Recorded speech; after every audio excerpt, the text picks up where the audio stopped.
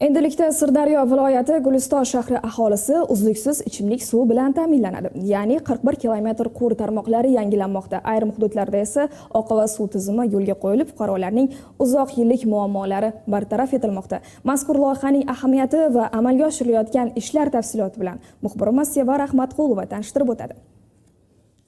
Bugungi kunga qadar shaharda 14 kilometr ichimlik suvi tarmoqlari tortildi.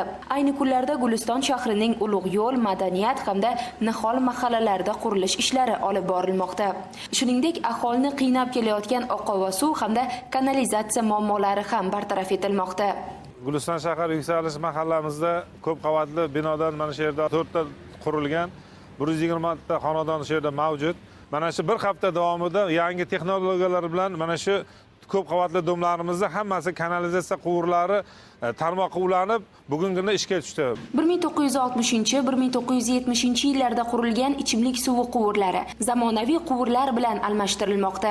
Nosozliklar bartaraf etilyapti.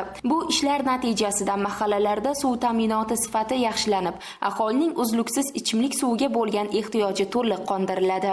Qarabchi mahallasida 69 yildan beri shu yerda hayot kechirgan bo'lsam, bitta suvdan qiynalib, qayerlardandir mana shu bolalarimiz, nevaralar hammamiz shu o'zimiz ham shu kecha-kechaga davr suv tashirdik.